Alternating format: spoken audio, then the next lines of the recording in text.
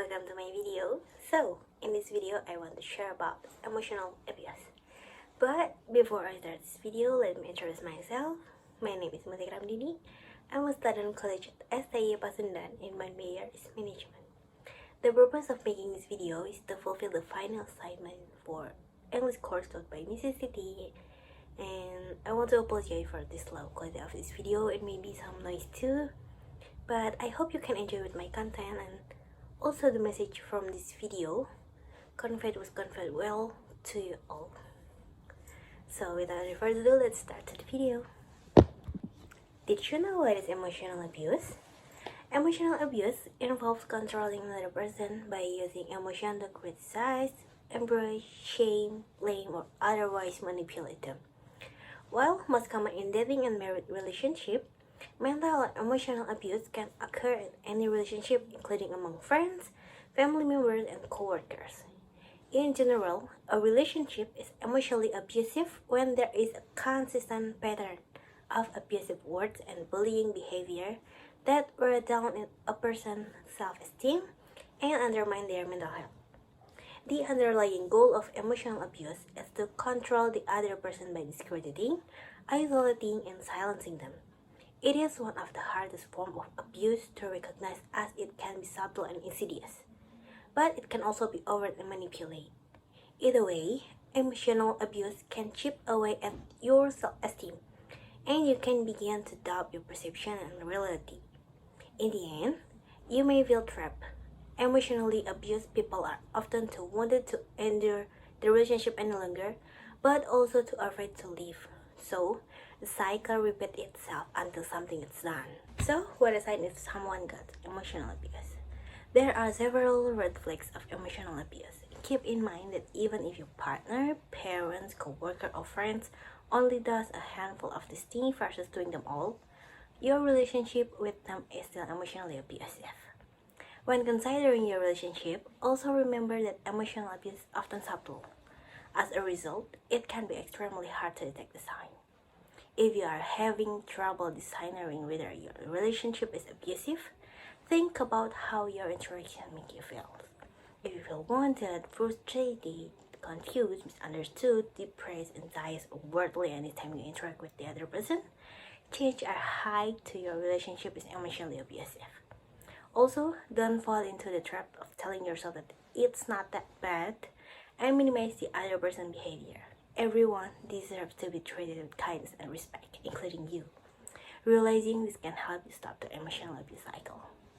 The first sign of emotional abuse is if the other person places unrealistic expectation on you. For example, making unreasonable demands, expecting you to put everything aside and meet their needs, or maybe demanding you spend all your time together. Then, another sign that someone may be emotionally abusive is if they invalidate you. Some examples of invalidation include undermining, dismissing, or distorting your perception on your reality, accusing you to being sensitive to emotion or maybe crazy, and suggesting that your perceptions are wrong or that you can't be trusted by saying things like you're blowing this out of proportion. Emotionally abused people also tend to create chaos. Some examples of this red flag include starting argument for the sake of arguing, making confusing and contradictory statements, and having dramatic mood change.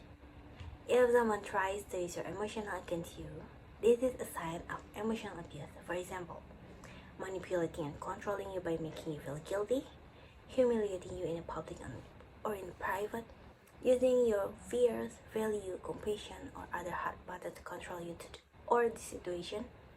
Then, using sarcasm when interacting with you, acting like they are always right, know what is best, and are smarter than you. Then the last one is control and isolate you. Emotionally abused people will attempt to isolate and control you. Some example, controlling who you see or spend time, including your friends and family, monitoring you digitally, including text message, social media, and email, and also they're controlling about your finance. Then, what's the impact of emotional abuse? Research indicates that the consequences of emotional abuse are just as severe as those of physical abuse. Except instead of physical marks and bruises, your wounds are invisible to others, hidden in the self-doubt, worthlessness, and self-loathing you may feel. When emotional abuse is severe and ongoing, you can lose your entire sense of self. Over time, the accusations, verbal abuse, name-calling, criticism, and gaslighting can erode your sense of self so much that you can no longer see yourself realistically. Consequently, you may begin to agree with the abuser and become internally critical. Once this happens, you become trapped in abusive relationship, believing that you will never be good enough for anyone else. Eventually, you may pull back from friendship and isolate yourself on fights that no one's like you. Emotional abuse can impact friendship because emotionally abused people often worry about how people see them and if they truly like them. What's more, emotional abuse can cause a number of health problems. Mental health effects of abuse include depression, anxiety, and sometimes the development of an eating disorder.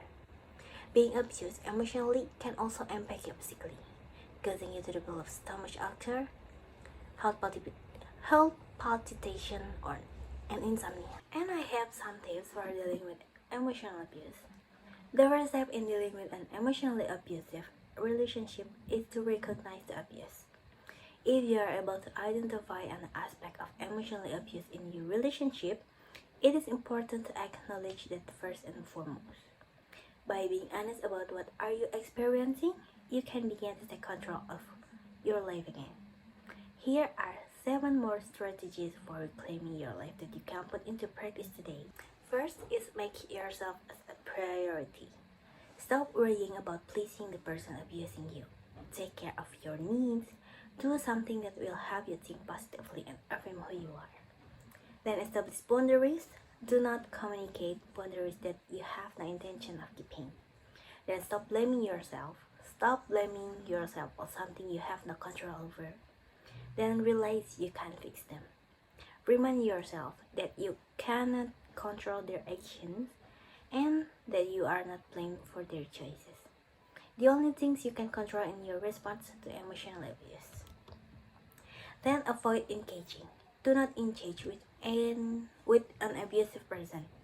In other words, if an abuser tries to start an argument with you, begins insulting you, demands things from you, or rage with jealousy, do not try to make explanation or make apologies for things you didn't do. Then build a support network, and the last one is work on an exit plan.